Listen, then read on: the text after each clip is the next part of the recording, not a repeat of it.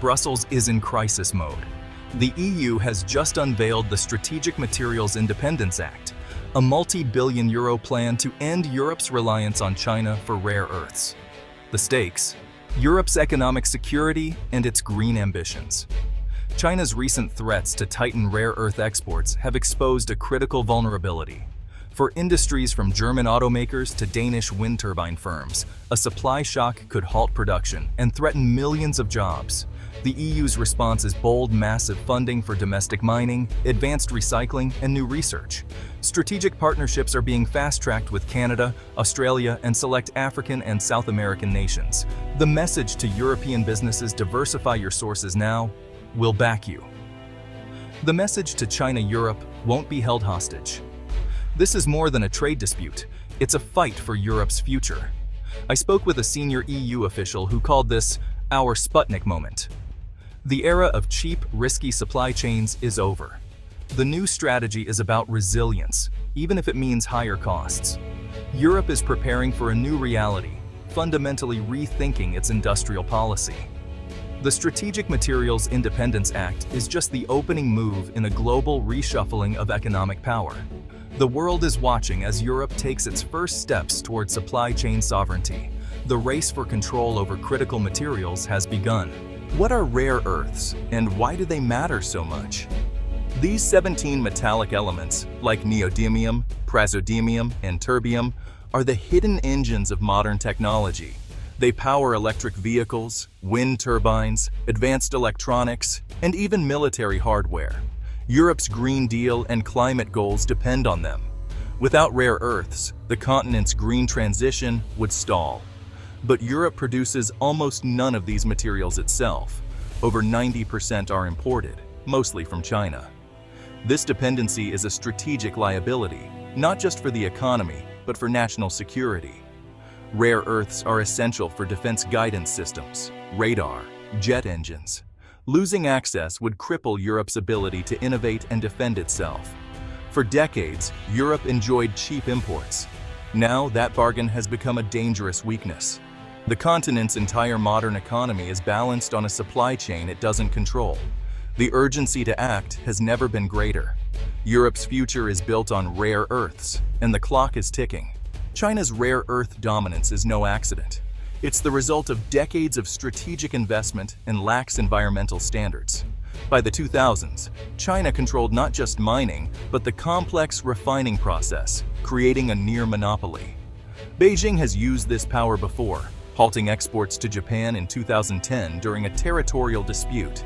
Now, new export controls give China even more leverage, threatening Europe's most innovative industries. German automakers and Spanish energy firms are suddenly unsure if they'll get the materials they need. This uncertainty chills investment and delays green projects. As the West restricts tech exports to China, Beijing is flexing its own muscle with rare earths. Europe is caught in a high-stakes tug-of-war, forced to rethink its entire supply chain strategy.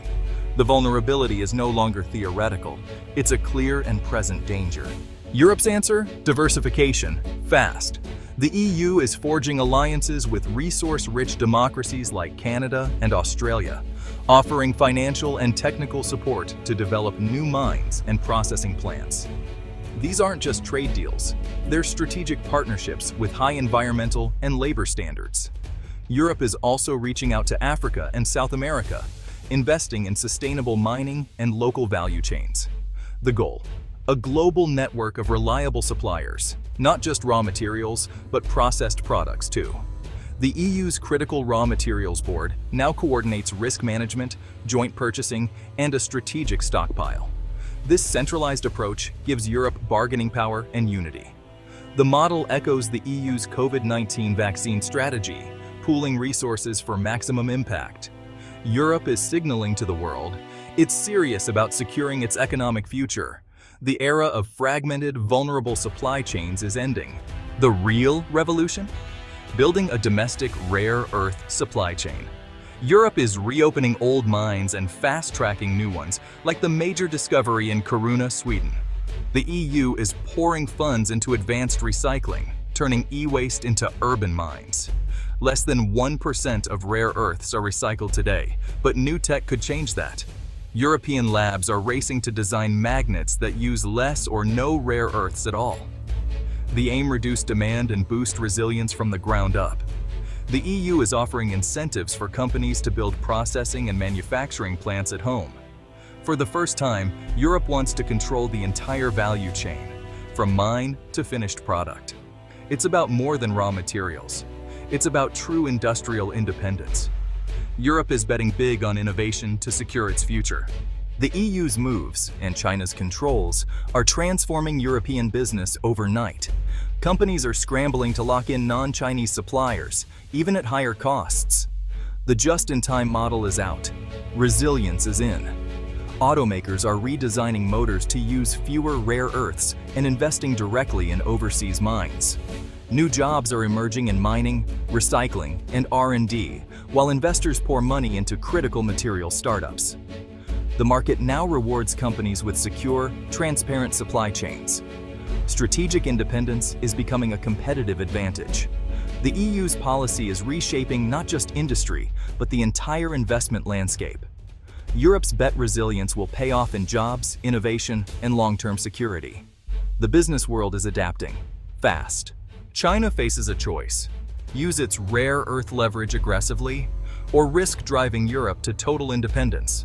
Either way, Europe's course is set. The new strategy is a declaration of economic sovereignty, resilience over cheap dependency. This marks a historic shift in European industrial policy. Security now trumps efficiency. Parallel supply chains are emerging, one led by China, another by Western democracies. The global trading system may become more fragmented, but also more stable. For resource-rich developing nations, new opportunities and bargaining power are on the horizon. This is about more than metals. It's about a new era where economic and national security are inseparable. Europe has learned from its past mistakes and is determined not to repeat them. The path to independence is costly, but the price of inaction is far higher. This is Europe's stand, a bold move to reclaim control over its industrial destiny.